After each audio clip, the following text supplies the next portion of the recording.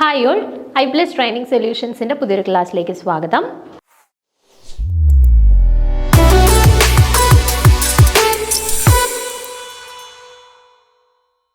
അപ്പം നമ്മളിന്ന് കണ്ടിന്യൂ ചെയ്യുന്നത് നമ്മൾ ഒരു HSCക്കും അതുപോലെ തന്നെ ഫിംഗർ പ്രിൻറ്റിനും വേണ്ടിയിട്ട് നമ്മളൊരു ക്വസ്റ്റ്യൻ ഡിസ്കഷൻ സെഷൻ സ്റ്റാർട്ട് ചെയ്തിട്ടുണ്ടായിരുന്നല്ലോ. അപ്പം നമ്മുടെ പ്രീവിയസ് ഇയറിൽ നടന്ന ഡിഗ്രി ലെവൽ PSC എക്സാംസിന് ചോദിച്ചിട്ടുള്ള ചോദ്യങ്ങളും അതിൻ്റെ എക്സ്പ്ലനേഷൻസും കാര്യങ്ങളായിട്ട് നമ്മളൊരു സെഷൻ സ്റ്റാർട്ട് ചെയ്തു. അപ്പോൾ അതിൻ്റെ സെക്കൻഡ് പാർട്ടാണ് ഇന്ന് എടുക്കാനായിട്ട് പോകുന്നത്. അപ്പം നാലാമത്തെ ചോദ്യം, ഇന്നത്തെ ഫസ്റ്റ് ചോദ്യം നോക്കാം.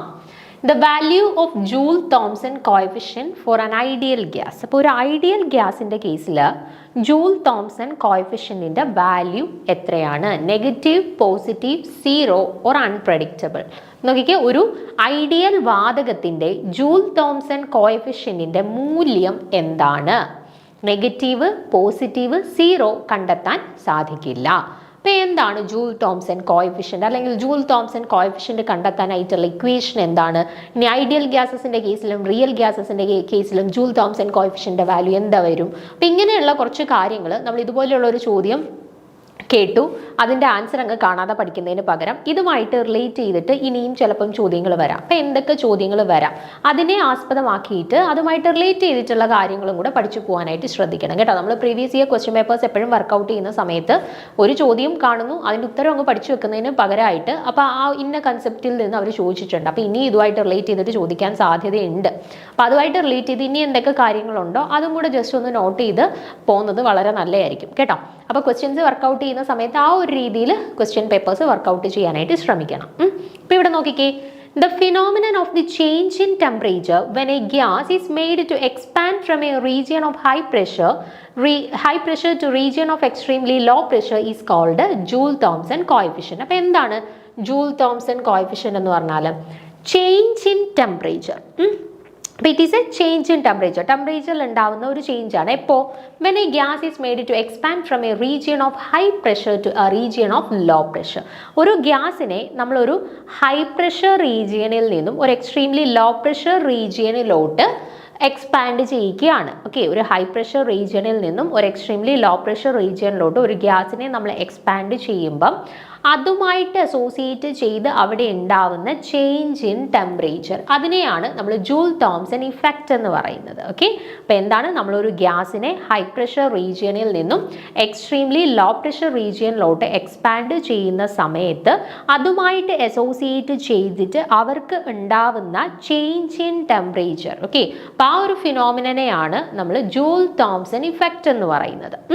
The Joule-Thomson coefficient of a real gases are concerned with the change in temperature with pressure at constant enthalpy. So Joule-Thomson expansion is isoenthalpy. കുറേ തവണ പല എക്സാംസിനും ചോദിച്ചിട്ടുള്ള ഒരു ചോദ്യമാണ് കേട്ടോ.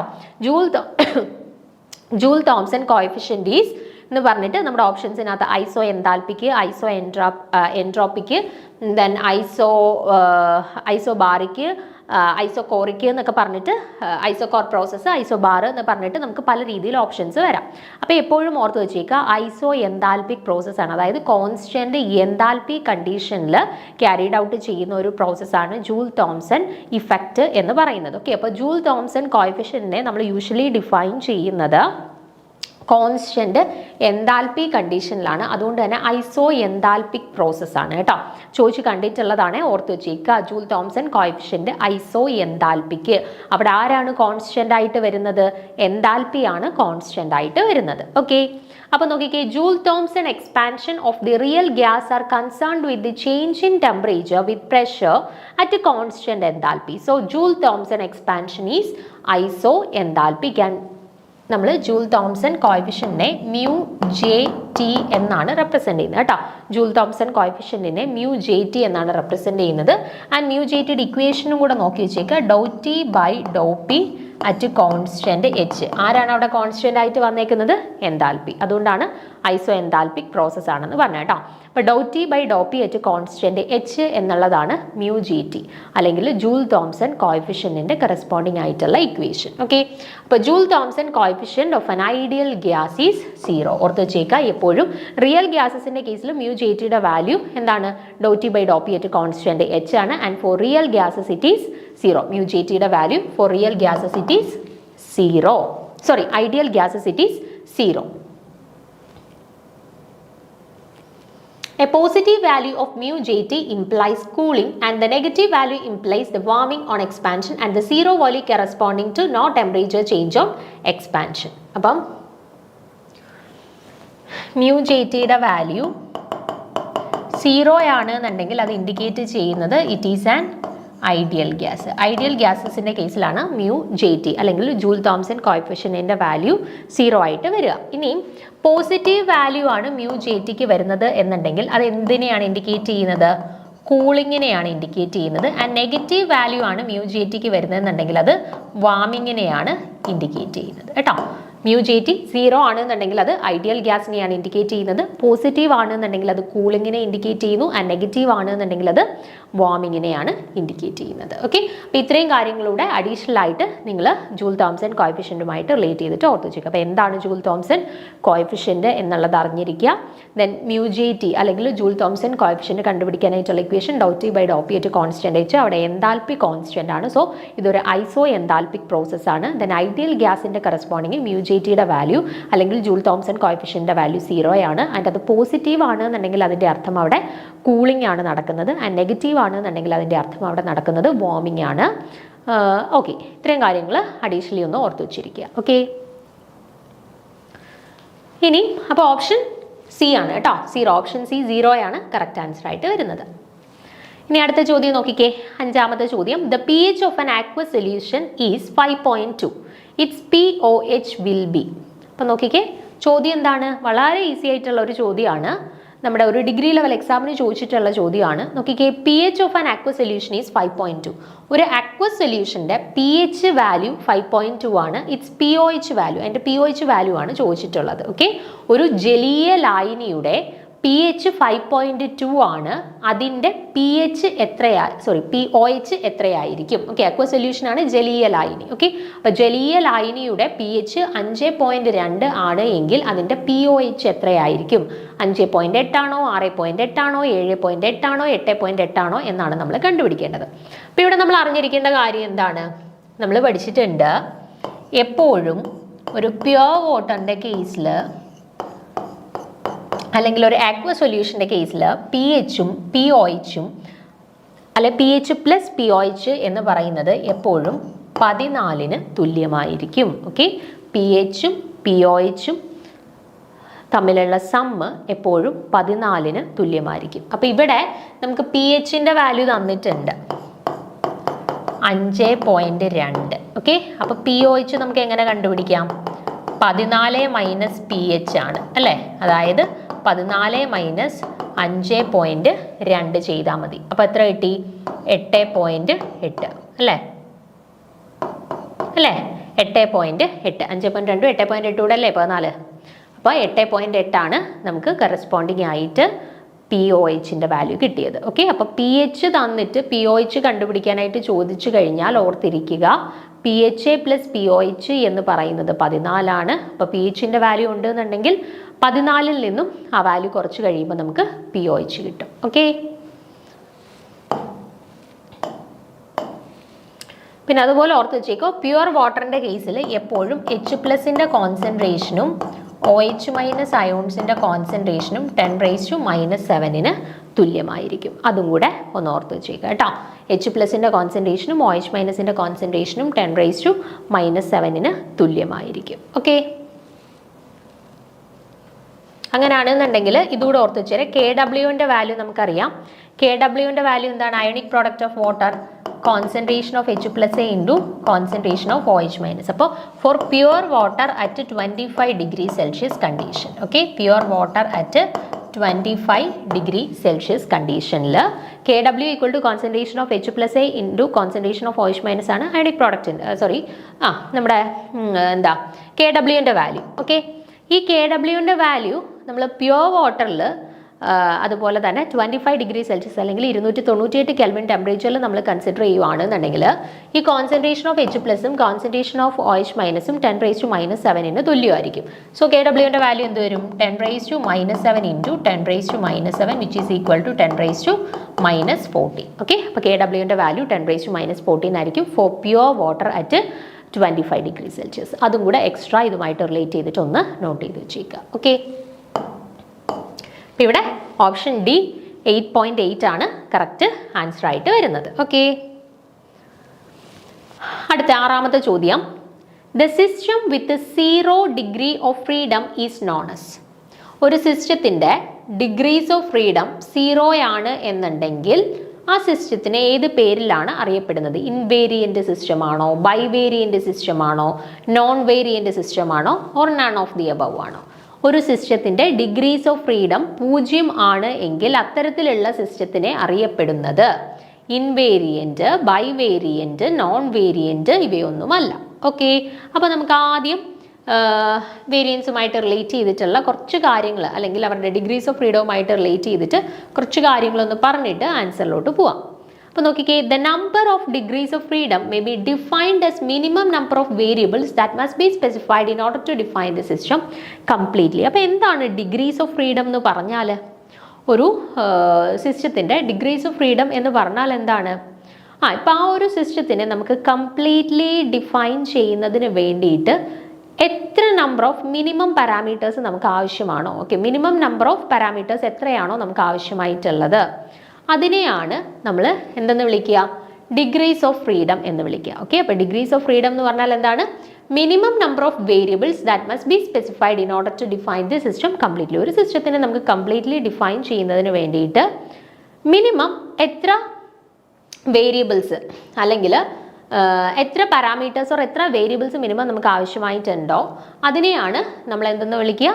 ഡിഗ്രീസ് ഓഫ് freedom എന്ന് വിളിക്കുക. ഓക്കെ, അപ്പോൾ the number of degrees of freedom of a system is the number of factors such as pressure, temperature, concentration, etc. which can be varied independently without altering the number of phases. അപ്പോൾ ഒരു സിസ്റ്റത്തിനകത്തുള്ള number of ഫേസസിൽ changes ഒന്നും വരുത്താതെ നമുക്ക് ഈ pressure, temperature, concentration പോലെയുള്ള എത്ര പാരാമീറ്റേഴ്സിനെ നമുക്ക് പാരാമീറ്റേഴ്സിൻ്റെ value നമുക്ക് ഇൻഡിപെൻഡൻ്റ്ലി വേരി ചെയ്യാൻ പറ്റുമോ അതായിരിക്കും അവരുടെ ഡിഗ്രീസ് ഓഫ് ഫ്രീഡം. ഓക്കെ, അപ്പോൾ ഈ പാരാമീറ്റേഴ്സ് വേരി ചെയ്യുന്നതിനനുസരിച്ചിട്ട് അവരുടെ നമ്പർ ഓഫ് ഫേസസിൽ വ്യത്യാസം വരാൻ പാടില്ല. അപ്പോൾ ആ രീതിയിൽ ഇൻഡിപെൻഡൻ്റ്ലി നമുക്ക് വേരി ചെയ്യാൻ പറ്റുന്ന മിനിമം നമ്പർ ഓഫ് പാരാമീറ്റേഴ്സ് അതിനെയാണ് നമ്മൾ ഡിഗ്രീസ് ഓഫ് ഫ്രീഡം എന്ന് പറയുക. അപ്പോൾ a system in which two factors can be independently varied without altering the number of degrees of freedom with number of phases has 2 degrees of freedom or it is bivariant system. അപ്പോൾ ഇപ്പോൾ ഒരു system നമ്മൾ consider ചെയ്യുന്നു. ആ ഒരു സിസ്റ്റത്തിൽ എനിക്കിപ്പം 2 parameters എനിക്ക് ഇൻഡിപെൻഡൻ്റ്ലി വേരി ചെയ്യാം. ഓക്കെ, ഈ 2 പാരാമീറ്റേഴ്സിന് ഇൻഡിപെൻഡൻ്റ്ലി വേരി ചെയ്യുമ്പോൾ അതിൻ്റെ കറസ്പോണ്ടിങ് ആയിട്ട് പ്രത്യേകിച്ച് അവിടുത്തെ ഫേസസ്, നമ്പർ ഓഫ് ഫേസസിൽ ചേഞ്ചസ് ഒന്നും വരുന്നില്ല. ഓക്കെ, അപ്പോൾ നമ്പർ ഓഫ് ഫേസസിൽ ചേഞ്ചസ് വരുത്താതെ എനിക്ക് അവിടെ 2 പാരാമീറ്റേഴ്സ് വേരി ചെയ്യാൻ പറ്റുന്നുണ്ട് എങ്കിൽ നമുക്ക് പറയാം അവിടെ ഡിഗ്രീസ് ഓഫ് ഫ്രീഡം 2 ആണ്. അങ്ങനെ ഡിഗ്രീസ് ഓഫ് ഫ്രീഡം 2 വരികയാണ് എന്നുണ്ടെങ്കിൽ അത്തരത്തിലുള്ള സിസ്റ്റത്തിനെ വിളിക്കുന്ന പേരാണ് bivariant system. Okay, total degrees of freedom 2 ആണ് എന്നുണ്ടെങ്കിൽ അങ്ങനെയുള്ള സിസ്റ്റത്തിനെ വിളിക്കുന്നതാണ് ബൈവേരിയൻ്റ്. ഓക്കെ, ഇനി a system which having only 1 degree of freedom is called univariant system. ഇനി നമ്മൾ കൺസിഡർ ചെയ്യുന്ന സിസ്റ്റത്തിനകത്ത് ഡിഗ്രീസ് ഓഫ് ഫ്രീഡം 1 ആണ്. അതായത് നമ്പർ ഓഫ് ഫേസസിന് വ്യത്യാസമൊന്നും വരുത്താണ്ട് നമുക്ക് ഒരു പാരാമീറ്റർ മാത്രമേ ഇൻഡിപെൻഡൻ്റ്ലി വേരി ചെയ്യാൻ പറ്റുന്നുള്ളൂ എങ്കിൽ നമുക്ക് പറയാം അവിടുത്തെ ഡിഗ്രീസ് ഓഫ് ഫ്രീഡം എത്രയായിരിക്കും? 1 ആയിരിക്കും. അങ്ങനെ ഡിഗ്രീസ് ഓഫ് ഫ്രീഡം 1 ആണ് എന്നുണ്ടെങ്കിൽ നമുക്ക് പറയാം എന്താണ് അവിടെ സിസ്റ്റം യൂണിവേരിയൻ്റ് ആണ്, അല്ലെന്നുണ്ടെങ്കിൽ മോണോവേരിയൻ്റ്. യൂണിവേരിയൻ്റ് അല്ലെങ്കിൽ മോണോവേരിയൻ്റ് എന്ന് പറയാം കേട്ടോ. അപ്പോൾ ഡിഗ്രീസ് ഓഫ് ഫ്രീഡം 1 ആണ് എന്നുണ്ടെങ്കിൽ സിസ്റ്റം യൂണിവേരിയൻ്റ് ആയിരിക്കും അല്ലെങ്കിൽ മോണോവേരിയൻ്റ് ആണ് എന്ന് പറയാം. ഇനി if we consider a system in which 3 phases exist in equilibrium, the 3 phases can coexist only at a particular temperature and pressure. If we alter either pressure or temperature, one of the phases would disappear. If we lower the temperature, all the liquid will solidify, and if we raise the temperature, the ice will disappear. Thus, in this case, there is no independent variable, or it is a non-variant system, and the number of degrees of freedom being 0. ഇനി നമ്മൾ consider ചെയ്യാണ് ഒരു സിസ്റ്റത്തിനകത്ത് ഒരു particular temperature and pressure കണ്ടീഷൻസിൽ ഐസും water വേപ്പറും അതുപോലെ തന്നെ ലിക്വിഡും കൂടെ കോഎക്സിസ്റ്റ് ചെയ്യുകയാണ്. ഓക്കെ, അപ്പം അങ്ങനെ ഇരിക്കുന്ന ഒരു സിസ്റ്റത്തിൽ ഞാൻ ടെമ്പറേച്ചർ അല്ലെങ്കിൽ പ്രഷറിൽ ഒരു വേരിയേഷൻ വരുത്തുകയാണ്. എന്തു സംഭവിക്കും? ഇപ്പോൾ എക്സാമ്പിളായിട്ട് ഞാൻ ടെമ്പറേച്ചർ വേരി ചെയ്യുകയാണ്. ഞാൻ ടെമ്പറേച്ചർ ഒന്ന് കൂട്ടി കൊടുക്കുകയാണെങ്കിൽ പെട്ടെന്ന് എന്ത് ചെയ്യും? ഐസ് എല്ലാം കൂടെ മെൽറ്റ് ചെയ്യാനായിട്ട് തുടങ്ങും അല്ലേ? ഐസ് എല്ലാം കൂടെ മെൽറ്റ് ചെയ്യാനായിട്ട് തുടങ്ങും. ഇനിയിപ്പോൾ ഞാൻ ടെമ്പറേച്ചർ കുറച്ച് കൊടുക്കുകയാണെന്നുണ്ടെങ്കിലോ വാട്ടർ വേപ്പർ എല്ലാം കൂടെ കണ്ടൻസ് ചെയ്തിട്ട് ലിക്വിഡ് ആവാനായിട്ട് തുടങ്ങും. അപ്പം ഞാൻ ടെമ്പറേച്ചറിൽ ചെറിയൊരു മാറ്റം വരുത്തുകയാണ് എന്നുണ്ടെങ്കിൽ ഒരു ഫേസ് അവിടെ ഡിസപ്പിയർ ആവും. ടെമ്പറേച്ചർ കൂട്ടി കൊടുത്തു കഴിഞ്ഞാൽ ഐസ് എന്ന് പറയുന്ന ഒരു ഫേസ് അവിടെ നിന്ന് പോയിട്ട് അതങ്ങ് ലിക്വിഡ് ആവുകയാണ്, 2 ഫേസ് ആയിട്ട് മാറുകയാണ്. അപ്പം നമ്മുടെ ഡിഗ്രീസ് ഓഫ് ഫ്രീഡംനെ എങ്ങനെയാണ് ഡിഫൈൻ ചെയ്യുന്നത്? നമുക്ക് നമ്പർ ഓഫ് ഫേസസിൽ വേരിയേഷൻസ് ഒന്നും വരുത്താണ്ട് ഈ പാരാമീറ്റേഴ്സിനെ ഇൻഡിപെൻഡൻ്റ്ലി നമുക്ക് വേരി ചെയ്യാൻ പറ്റണം. പക്ഷേ ഇവിടെ 3 ഫേസസും കൂടെ കോഎക്സിസ്റ്റ് ചെയ്യുന്ന ഒരു സിസ്റ്റം നമ്മൾ കൺസിഡർ ചെയ്യുകയാണ് എന്നുണ്ടെങ്കിൽ അവിടെ ഞാനിപ്പോൾ ടെമ്പറേച്ചർ അല്ലെങ്കിൽ എയ്തർ പ്രഷർ ഞാൻ ചെറുതായിട്ടൊന്ന് മാറ്റം വരുത്തിയാൽ തന്നെ ഒരു ഫേസ് അവിടെ നിന്ന് ഡിസപ്പിയർ ആവുകയാണ്. അപ്പം ഇൻഎഫക്റ്റ് പറയുകയാണെന്നുണ്ടെങ്കിൽ നമുക്ക് ഒരു പാരാമീറ്ററിനെയും അവിടെ ഇൻഡിപെൻഡൻ്റ്ലി വേരി ചെയ്യാൻ പറ്റുന്നില്ല without changing the number of phases. Number of ഫേസസിൽ മാറ്റം ഒന്നും വരുത്താത്ത രീതിയിൽ നമുക്ക് ഒരു പാരാമീറ്റേഴ്സിനെയും അവിടെ ചേഞ്ച് ചെയ്യാനായിട്ട് നമുക്ക് പറ്റുന്നില്ല. അങ്ങനെയാണെന്നുണ്ടെങ്കിൽ ഡിഗ്രീസ് ഓഫ് ഫ്രീഡം എത്രയായിരിക്കും? അവിടെ 0 ആയിരിക്കും. അങ്ങനെ ഡിഗ്രീസ് ഓഫ് ഫ്രീഡം 0 ആവുകയാണെന്നുണ്ടെങ്കിൽ അത്തരത്തിലുള്ള സിസ്റ്റത്തിനെ വിളിക്കുന്ന പേരാണ് non variant system. Okay, non variant system. Okay, അപ്പം the system with 0 degrees of freedom. അപ്പോൾ 0 ഡിഗ്രീസ് ഓഫ് ഫ്രീഡം വരുന്ന ഒരു സിസ്റ്റത്തിനെ എന്തെന്ന് വിളിക്കുന്നു? Non variant system. എപ്പോഴാണ് ഈ ഒരു നോൺ വേരിയൻറ്റ് സിസ്റ്റം എക്സിസ്റ്റ് ചെയ്യുന്നത് അല്ലെങ്കിൽ ഡിഗ്രീസ് ഓഫ് ഫ്രീഡം 0 വരുന്നത്?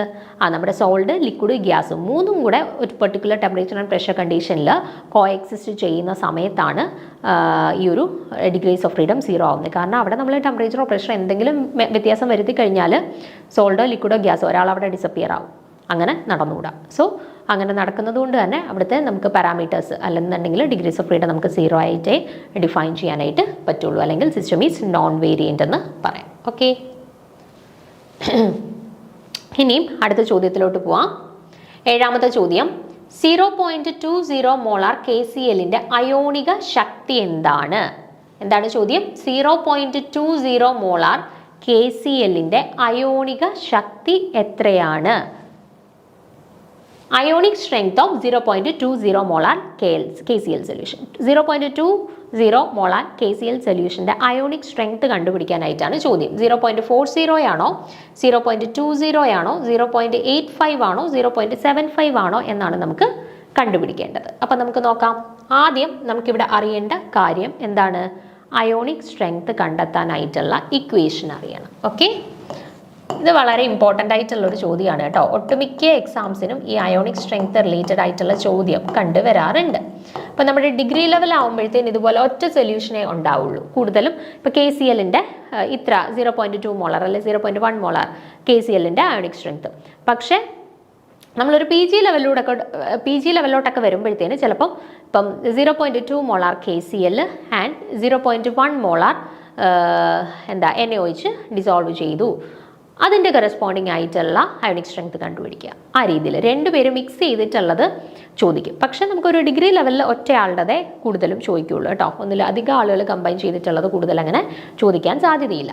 അപ്പോൾ ഇവിടെ അയോണിക് സ്ട്രെങ്ത് കണ്ടുപിടിക്കാനായിട്ടുള്ള ഇക്വേഷൻ ആദ്യം അറിഞ്ഞിരിക്കുക. 1/2 സിഗ്മ CI ZI സ്ക്വയർ. ഇതാണ് equation. 1/2 sigma CI ZI square. ഇവിടെ സിഗ്മ എന്ന് പറഞ്ഞാൽ എന്താ ഉദ്ദേശിക്കുന്നത്? നമ്മൾ എന്തിൻ്റെയോ സം എടുക്കണം. ഓക്കെ, സിഗ്മ ഉള്ളതുകൊണ്ട് മനസ്സിലാക്കുക എന്തിൻ്റെയോ സമ്മ് നമ്മൾ എടുക്കണം. then ഇവിടെ ഒരു C ഉണ്ട്. C എന്ന് പറഞ്ഞാൽ CI എന്നാണ് റെപ്രസെൻറ്റ് ചെയ്തേക്കുന്നത്. I എന്ന് പറയുന്നത് ഓരോരോ ടേം 1, 2, 3 ഏത് ടേം വേണേലും ആവാം എന്നുള്ളതാണ് കേട്ടോ. C എന്ന് പറയുന്നത് കോൺസെൻട്രേഷനെയാണ് ഇൻഡിക്കേറ്റ് ചെയ്യുന്നത്. ആൻഡ് അടുത്ത ഒരു ടേം ഉണ്ട് Z എന്ന് പറഞ്ഞാൽ എന്തിനെയാണ് ഇൻഡിക്കേറ്റ് ചെയ്യുന്നത്? ചാർജിനെയാണ് ഇൻഡിക്കേറ്റ് ചെയ്യുന്നത് കേട്ടോ. C എന്ന് പറയുന്നത് കോൺസെൻട്രേഷനെയാണ് ഇൻഡിക്കേറ്റ് ചെയ്യുന്നത് ആൻഡ് Z എന്ന് പറയുന്നത് ചാർജിനെയുമാണ് ഇൻഡിക്കേറ്റ് ചെയ്യുന്നത്. അങ്ങനെയാണെന്നുണ്ടെങ്കിൽ നമുക്കിവിടെ തന്നിട്ടുള്ളത് 0.20 മോളാർ KCl എന്നാണ് തന്നിട്ടുള്ളത്. ഓക്കെ, അപ്പോൾ കോൺസെൻട്രേഷൻ്റെ വാല്യൂ നമുക്ക് കിട്ടി. എത്രയാണ്? 0.20 മോളാറിന് തന്നിട്ടുണ്ട്. സോ കോൺസെൻട്രേഷൻ C = 0.20 എന്ന് സബ്സ്റ്റിറ്റ്യൂട്ട് ചെയ്യാം. ഇനി നമുക്ക് ചാർജ് വേണം, ഇസഡിൻ്റെ വാല്യൂ വേണം. അതിന് വേണ്ടിയിട്ട് നമ്മൾ എന്ത് ചെയ്യണം? ഈ KCl ഡിസോസിയേറ്റ് ചെയ്യുന്നത് എങ്ങനെയാണെന്ന് നോക്കുക. K++ Cl- ആയിട്ടാണ് ഡിസോസിയേറ്റ് ചെയ്യുന്നത്. ഓക്കെ, K+Cl- ആയിട്ടാണ് ഡിസോസിയേറ്റ് ചെയ്യുന്നത്. ഇനി നമുക്ക് നമ്മുടെ ഇക്വേഷനിലോട്ട് വരാം. Ionic strength = 1/2 sigma CI ZI square. Okay, sigma CI ZI square. ഇനി എന്ത് വേണം? ഹാഫിനെ നമുക്കിങ്ങനെ വെളിയിലോട്ട് എടുക്കാം. ഇനി സമ്മേഷനെ നമുക്കൊരു സ്ക്വയർ ബ്രാക്കറ്റിനകത്തോട്ട് ഇടാം. ആദ്യത്തെ ആളുടെ കോൺസെൻട്രേഷൻ ഇൻറ്റു ആദ്യത്തെ ആളുടെ ചാർജിൻ്റെ സ്ക്വയർ പ്ലസ് രണ്ടാമത്തെ ആളുടെ കോൺസെൻട്രേഷൻ ഇൻറ്റു രണ്ടാമത്തെ ആളുടെ ചാർജിൻ്റെ സ്ക്വയർ. അതായത് ഇവിടെ ഡിസോസിയേറ്റ് ചെയ്തപ്പോൾ എത്ര പേര് ഫോം ചെയ്തു? 2 പേര് ഫോം ചെയ്തിട്ടുണ്ട് അല്ലേ? അപ്പോൾ ഓരോരുത്തരുടെയും കോൺസെൻട്രേഷൻ ഇൻറ്റു ചാർജ് സ്ക്വയർ ചെയ്യണം. ഓക്കെ, അപ്പോൾ ആദ്യത്തെ ആൾ കെ പ്ലസ് ആണ്. കെ പ്ലസിൻ്റെ കോൺസെൻട്രേഷൻ എത്രയായിരിക്കും? നമ്മുടെ ചോദ്യത്തിൽ തന്നിട്ടുള്ള ആ 0.20 തന്നെ സബ്സ്റ്റിറ്റ്യൂട്ട് ചെയ്താൽ മതി. ഓക്കെ, അപ്പോൾ 0.20 ഇൻറ്റു ഇസഡ് സ്ക്വയർ, ചാർജിൻ്റെ സ്ക്വയർ. ചാർജ് എത്രയാണ്? +1 ആണ് അല്ലേ? അപ്പോൾ +1ൻ്റെ സ്ക്വയർ പ്ലസ് സമ്മേഷനാണ് എടുക്കേണ്ടത്, സിഗ്മ സമ്മേഷൻ. അപ്പോൾ പ്ലസ് രണ്ടാമത്തെ ആളുടെ കോൺസെൻട്രേഷൻ എത്ര തന്നെയാണ്? 0.20 തന്നെയാണ്. ഇൻറ്റു ഇസഡ് സ്ക്വയർ, രണ്ടാമത്തെ ആളുടെ ചാർജ് എത്രയാ? -1 അല്ലേ? അപ്പം -1 the whole square. Square bracket close ചെയ്യാം. ഓക്കെ, ഇനി വാല്യൂസ് സബ്സ്റ്റിറ്റ്യൂട്ട് ചെയ്യാം. ഹാഫ് ഇൻറ്റു 0.20 ഇൻറ്റു +1 സ്ക്വയർ എന്താ? 1 plus 0.20 into -1 the whole square എന്താ? 1. Okay, that is 0.20 plus 0.20 divided by 2. 0.20 plus 0.20 എന്ത് വരും? 0.40 divided by 2 which is equal to 0.2. അപ്പോൾ എന്ത് കിട്ടി നമുക്ക്? Ionic strength. അയോണിക് സ്ട്രെങ്ത്തിൻ്റെ ഇക്വേഷൻ ആദ്യം ഓർത്ത് വെച്ചിരിക്കുക. Half into sigma CI ZI square. അപ്പോൾ സിഗ്മ ഉള്ളതുകൊണ്ട് തന്നെ സമ്മേഷനാണ് എടുക്കേണ്ടത്. അതിന് വേണ്ടിയിട്ട് ആദ്യം എന്ത് ചെയ്യണം? അവരെ ഡിസോസിയേറ്റ് ചെയ്തിട്ട് ഉണ്ടാവുന്ന പാർട്ടിക്കിൾസിനെ നോക്കുക. Then CI ZI square substitute ചെയ്യുക. സബ്സ്റ്റിറ്റ്യൂട്ട് ചെയ്ത് കഴിഞ്ഞപ്പോൾ നമുക്ക് എന്ത് കിട്ടി? ഇവിടെ 0.20 എന്ന് കിട്ടി. അതായത് ഓപ്ഷൻ B ആണ് കറക്റ്റ് ആൻസർ ആയിട്ട് വരുന്നത്. Okay, option B. പിന്നെ ഇവിടെ ഒരു കാര്യം ഓർക്കേണ്ടത്, ഞാനിപ്പം 0.20 മോളാൽ BaCl2 ആയിരുന്നു എടുത്തതെന്ന് കരുതുക. അപ്പം അതിൻ്റെ കേസിലും കൂടെ ഒന്ന് പറഞ്ഞേക്കാം. നമ്മൾ ഇപ്പോൾ KClൻ്റെ കേസിൽ ചെയ്തതിൽ നിന്ന് ചെറിയ വ്യത്യാസം വരും. അതെന്താണെന്നും കൂടെ ഒന്ന് പറഞ്ഞേക്കാം. അപ്പം BaCl2 ആകുമ്പോൾ എങ്ങനെയാണ് ഡിസോസിയേറ്റ് ചെയ്യുക?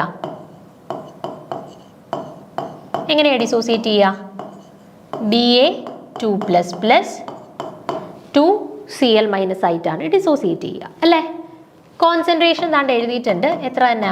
0.20 മോളാൽ തന്നെയാണെന്ന് എഴുതിയിട്ടുണ്ട്. ഇനി നമുക്ക് അയോണിക് സ്ട്രെങ്ത് കണ്ടുപിടിക്കാം. Half into sigma CI ZI square ആണ് ഇക്വേഷൻ. ഓക്കെ, അപ്പം ഹാഫ് ഇൻറ്റു, ഇനി സിഗ്മ മാറ്റിയിട്ട് സ്ക്വയർ ബ്രാക്കറ്റ് കൊടുക്കാം. C1 എന്ന് പറഞ്ഞാൽ കോൺസെൻട്രേഷൻ. ആദ്യത്തെ ആളുടെ കോൺസെൻട്രേഷൻ എത്രയാ? 0.20 ഇൻറ്റു ചാർജിൻ്റെ സ്ക്വയർ. നോക്കിക്കേ, ഇവിടെ ചാർജ് എത്രയാണ് വന്നേക്കുന്നത്? Ba2+ എന്നാണ് വന്നേക്കുന്നത്. അപ്പോൾ ചാർജിൻ്റെ സ്ക്വയർ വരുമ്പോൾ എന്ത് വരും? 2 സ്ക്വയർ എന്ന് വരും. ഓക്കെ, പ്ലസ് ഇനി രണ്ടാമത്തെ ക്ലോറിൻ്റെ കേസ് നോക്കാം. ക്ലോറിൻ്റെ കേസിലും C1 കോൺസെൻട്രേഷൻ എന്താ വരിക? 0.20. പക്ഷേ നോക്കിക്കേ, ഇവിടെ എത്ര Cl- ഉണ്ട്? 2 Cl- ഉണ്ട് അല്ലേ? കോഎഫിഷ്യൻ്റ് ആയിട്ട് ഒരു 2 കൂടെ വന്ന് അല്ലേ?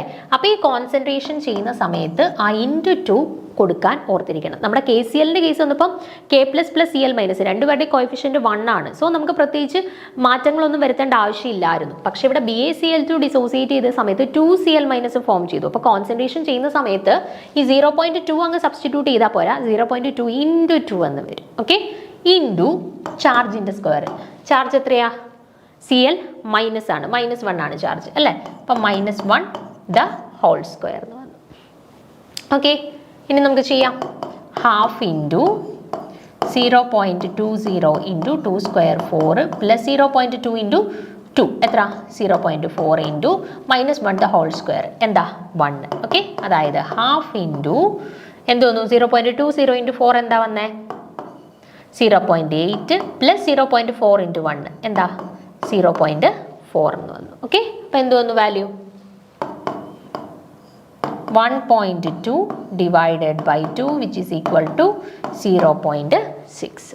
അപ്പോൾ ഈ രീതിയിലാണ് ചെയ്യേണ്ടത്. അപ്പോൾ KCl എന്ന് പറഞ്ഞാൽ വളരെ സിമ്പിൾ ആയിട്ടുള്ള ഏറ്റവും ബേസിക് ആയിട്ടുള്ള ആളുടെ കേസായിരുന്നു. അപ്പോൾ അത് ചോദിച്ചാലും നമുക്ക് ചെയ്യാൻ അറിഞ്ഞിരിക്കണം. ഇതുപോലെ ഇപ്പോൾ BaCl2 അല്ലെ CaF2 അതുപോലെയുള്ള സ്പീഷീസുകൾ ചോദിച്ചാലും ചെയ്യാൻ നമുക്ക് അറിഞ്ഞിരിക്കണം. ഓക്കെ, അപ്പോൾ അങ്ങനെയുള്ള സ്പീഷീസുകൾ വരുവാണെങ്കിൽ ഇതുപോലൊരു ചെറിയ ചേഞ്ച് നമ്മുടെ കാൽക്കുലേഷൻ പാർട്ടിൽ വരും.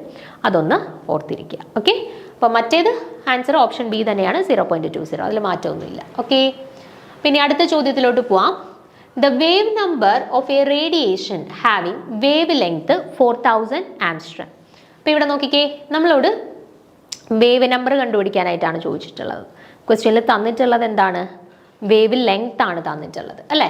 അപ്പം തരംഗ ദൈർഘ്യം 4000 ആംസ്ട്രം ഉള്ള ഒരു വികിരണത്തിൻ്റെ തരംഗ സംഖ്യ എന്താണ്? ഓക്കെ, അപ്പം തരംഗ ദൈർഘ്യം തന്നിട്ടുണ്ട്, വേവ് ലെങ്ത് തന്നിട്ടുണ്ട്, തരംഗ സംഖ്യയാണ് കണ്ടുപിടിക്കേണ്ടത്, വേവ് നമ്പർ ആണ് കണ്ടുപിടിക്കേണ്ടത്. ഓക്കെ, പിന്നെ ഇവിടെ ശ്രദ്ധിക്കേണ്ട ഒരു കാര്യം, നമുക്ക് തരംഗ ദൈർഘ്യം തന്നിട്ടുള്ളത് യൂണിറ്റ് ഏതാണ്? 4000 ആംസ്ട്രങ് ആണ് അല്ലേ. അപ്പം ആംസ്ട്രങ് യൂണിറ്റിലാണ് തരംഗ ദൈർഘ്യം അല്ലെങ്കിൽ വേവ് ലെങ്ത് നമുക്ക് തന്നിട്ടുള്ളത്. നമ്മളോട് കണ്ടുപിടിക്കാൻ പറഞ്ഞ തരംഗ സംഖ്യ അല്ലെങ്കിൽ വേവ് നമ്പറിന്റെ യൂണിറ്റ് എന്താ അവർ തന്നിട്ടുള്ളത്? സെന്റിമീറ്റർ ഇൻവേഴ്സിലാണ് തന്നിട്ടുള്ളത് അല്ലേ. അപ്പോൾ അതിൽ നിന്ന് ആദ്യമേ മനസ്സിലാക്കിക്കോണം, ഈ ആംസ്ട്രങ്ങിനെ നമുക്കറിയാം തരംഗ ദൈർഘ്യവും തരംഗ സംഖ്യയും തമ്മിലുള്ള റിലേഷൻ എന്താ? ലാംഡായും വേവ് നമ്പർ ന്യൂ ബാറും തമ്മിലുള്ള റിലേഷൻ എന്താ? Wavelength equal to 1 wave number, അല്ലെങ്കിൽ wave number equal to 1 wavelength എന്നാണ്. ഇൻവേഴ്സ് റിലേഷൻഷിപ്പ് ആണ് അല്ലേ. അപ്പോൾ ഇത് സെന്റിമീറ്റർ ഇൻവേഴ്സ് ആണ് വേവ് നമ്പറിന്റെ യൂണിറ്റ് വരുന്നതെങ്കിൽ വേവ് ലെങ്ത്തിന്റെ യൂണിറ്റിനെ എന്തിലേക്ക് മാറ്റണം? ആദ്യം സെന്റിമീറ്ററിലേക്ക് മാറ്റണം. എങ്കിൽ മാത്രമേ നമുക്ക് വേവ് നമ്പറിന്റെ യൂണിറ്റ് എന്തിൽ കിട്ടുള്ളൂ? സെന്റിമീറ്റർ ഇൻവേഴ്സിൽ കിട്ടുള്ളൂ. അപ്പോൾ ആദ്യത്തെ ജോലി എന്താണ്? ഈ 4000 ആംസ്ട്രങ് എന്ന് കൊടുത്തിട്ടുള്ളതിനെ സെന്റിമീറ്ററിലോട്ട് കൺവേർട്ട് ചെയ്യുക എന്നുള്ളതാണ് ഫസ്റ്റ് ദൗത്യം. ഓക്കെ, അപ്പോൾ ആംസ്ട്രങ്ങിനെ നമ്മൾ സെന്റിമീറ്ററിലോട്ട് മാറ്റുമ്പം എത്രയാ വരിക? ഒരു ആംസ്ട്രങ് എന്ന് പറയുന്നത് 10⁻⁻8 സെന്റിമീറ്ററിന് തുല്യമാണ്. ഓക്കെ, 1 ആംസ്ട്രങ് എന്ന് പറയുന്നത് 10⁻⁻8 സെന്റിമീറ്ററിന് തുല്യമാണ്. അങ്ങനെയാണെന്നുണ്ടെങ്കിൽ നമുക്ക് wavelength equal to 10⁻⁻8 centimetre എന്ന് എഴുതാമല്ലോ. 10⁻8 centimetre, sorry, wavelength equal to 10⁻8 centimetre എന്നല്ല, 4000 ആംസ്ട്രങ് അല്ലായിരുന്നു. അപ്പം 4000 ഇൻറ്റു 10⁻⁻8 സെന്റിമീറ്റർ എന്ന് എഴുതാമല്ലോ, പ്രശ്നമൊന്നും ഇല്ലല്ലോ. ഇനി നമുക്ക് വേവ് നമ്പർ കണ്ടുപിടിക്കാം. വേവ് നമ്പർ ഈക്വൽ ടു എന്താണ്? വേവ് ലെങ്ത്തിന്റെ റെസിപ്രോക്കൽ. അപ്പം 1 ഡിവൈഡഡ് ബൈ 4000 ഇൻറ്റു 10⁻⁻8. 10⁻⁻8 അങ്ങ് മുകളിൽ പോകുമ്പോൾ എന്താവും? 10⁻8 ഡിവൈഡഡ് ബൈ 4000. അപ്പം 3 സീറോസ് വെട്ടിപ്പോയി കഴിഞ്ഞ് ബാക്കി എന്താ? 10⁻5 ഡിവൈഡഡ് ബൈ 4 എന്ന് വരും അല്ലേ. അപ്പോൾ 1,000, 1 lakh ഡിവൈഡഡ് ബൈ 4 ചെയ്യുമ്പോൾ എന്ത് വരും? 25,000 കിട്ടും.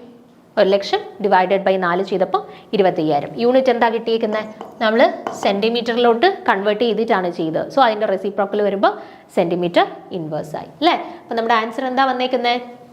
Option A 25,000 centimetre inverse. അപ്പോൾ ഇവിടെ ചോദ്യം കാണുന്ന ഉടനെ ആദ്യം ചിന്തിക്കേണ്ടത് നമുക്ക് തന്നിട്ടുള്ള വേവ് ലെങ്ത് ആംസ്ട്രങ്ങിലാണ്, പക്ഷേ ഓപ്ഷൻസ് എല്ലാം സെന്റിമീറ്റർ ഇൻവേഴ്സ് ആണ്. അപ്പോൾ എന്ത് ചെയ്തോണം? ആദ്യം തന്നെ ആ തന്നിട്ടുള്ള വേവ് ലെങ്ത്തിനെ ഏതിലോട്ട് മാറ്റിക്കോണം?